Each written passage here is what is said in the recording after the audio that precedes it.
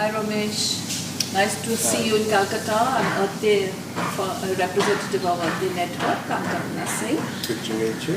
Good to meet you too. And we heard so much about your great books and about all the environmental things that you write about. So this year, Earth Day Network is going to have as its campaign the face of climate change.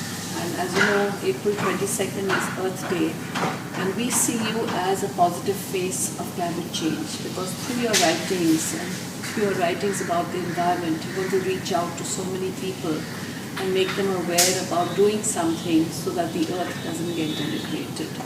So may I ask you to please tell us a little bit about your books in which you've written about the environment and perhaps read out a piece from somewhere? Well, as a novelist, my books, my first novel came out about 20 years ago. It's called Reef. And can I have a look at it? yes, that's an older edition that I have with me. And I didn't set out to write about ecological issues in any sense, but this one began with a story about a man who becomes interested in coral reefs around Sri Lanka, and he's trying to understand how they work. And of course, now we know a little bit more about how coral reefs work, and we are learning more every day. But at the time that this book is set, which is in about 1969, 1970, there wasn't a lot of knowledge about how they function, what keeps them alive. It's the kind of story where some of the elements of the story grow organically, pretty much like a reef grows actually over time. And there is a sense in which you can read this novel and see something of the balance that we have between where we live in the world and where we live in the imagination, if you like. And that's in a sense what happens with novels. Mr. Salgado, who's the main character in that novel, is trying to protect the reefs, I suppose.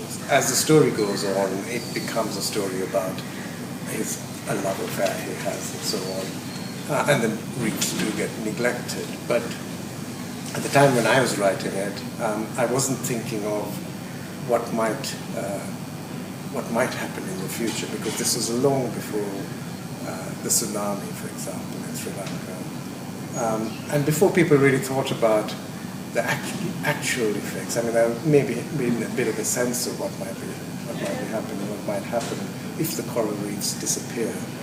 And what interested me in the story was how a reef is this incredible kind of balance that nature has, where you have a very, very powerful, strong defense that protects us. But it depends in itself on something that's very, very delicate and something that's very fragile as well. And the reef is only strong because of the living coral on it, and the living coral can easily be destroyed. A slight change in temperature of the water will destroy it. And without the living coral, then the reef begins to disintegrate. And in the story, I suppose, there's a fear that Mr. Salgado has that actually by not protecting the reef, it will disappear, and that will be a bad thing, as indeed it turns out to be, actually, because when there are things like tsunamis, it's a coral reef that protects the land. And to me, I suppose it's more than that. It's more like it's how the imagination protects us as human beings in terms of living in the imagination. Another book I wrote is a book called Heaven's Edge. It's the fourth novel, which is a sort of a dystopian novel and set in the future, in a future where the world has gone a little wrong, if you like, politically, a lot of oppression, but also ecologically, a lot of damage. And this story, when I was writing, actually, again, it sort of turned into something where the balance of nature became hugely important. And a central character in there is a woman called Uva, who's living in this mythical island, if you like, trying to protect nature and, in a sense, regain the diversity of nature, if you like. So she's trying to rebel against the politics of the world at the time, which is kind of reducing human life. And her rebellion is in actually trying to grow more plants, increase the number of animals around, do things like that. So she's a sort of, I suppose, an eco-warrior, if you like, at a time when I don't think there were very many in fiction. So that was my interest in how she tries to deal with this world anymore. But I thought I'd just read you a short piece which I wrote some time ago for a magazine, and I think the text of it is on the net somewhere at the moment, which is a little story about, I suppose, that might be addressing some of the issues that you will be campaigning about, but it just happened to be a coincidence, a happy coincidence, I suppose. So it's a story called Rain, which is a sort of happy coincidence for your interests and your campaign to do with climate change. But it's a story where I think you might find something interesting. The soil here is sandy. He shielded his eyes against the sun and pointed at the thick green fringe on the edge of his land. Over there, you have to fight the jungle every day. Weeds everywhere. But here, nothing will grow. Perfect. Isn't that bad, I asked. No, he smiled. What I mean is nothing will grow here unless you want it to. It's easier to tend to things if there's only one thing to do. He was a man with a mathematical mind. He liked numbers, efficiency. A modern farmer, an agriculturalist. Except for this one bare patch of white sand, his land was meticulously planted with remarkably uniform, trim coconut palms. His neighbors' plots were full of ungainly, stunted, wavering trees, profuse undergrowth, and a general sense of impending chaos. You see, the people over there have too much water, he said. They think they're lucky to have a natural spring, but the water goes everywhere and everything is constantly growing. So to grow your own plants is a battle. You have to take out as much as you put in. Look at the mathematics. Subtract as well as add. It's much easier if all you have to do is add. He explained his latest plan. I'll grow papaws here with drip irrigation. He took me across to an excavation site. This is my reservoir, designed to save rainwater. It won't be wasted. From here, the precise amount we want will be distributed to each fruit tree exactly when it's required.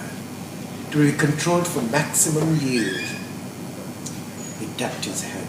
If you know what you're doing, even a desert can bloom. He was right. His papaws were excellent. The yield was enormous. People for miles around marveled at his extraordinary orchard. No one had seen anything like it. When I next visited him, I saw the reservoir, a small sea with cormorants lazing on the water. The fruit trees stood like soldiers who'd never had to fight, perfectly regimented for ceremonial duties, delivering beautifully formed papaws bang on time. You see, he said, you just have to add the right amount of water. Then, last month, I found him back in town, looking unusually glum. What's wrong, I asked. Sum's no good, I asked. I've had to scrap it, he said. Papaw trouble? He rubbed the bridge of his nose and said, water trouble. It's always the water. But you have a reservoir, I said, for water. It's the rain. It doesn't come when it's supposed to. And when it does come, it doesn't stop.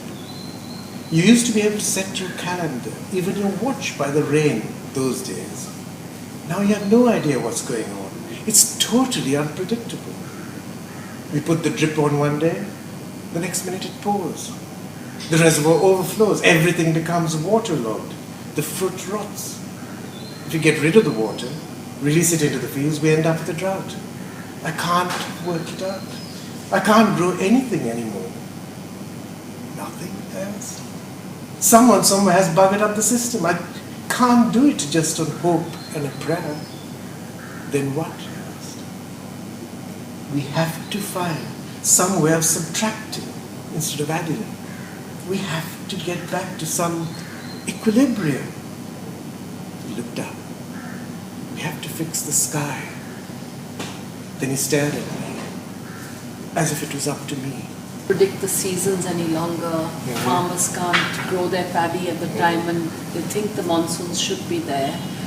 And I'd once gone to a village just outside Orissa and I'd taken an environmentalist there.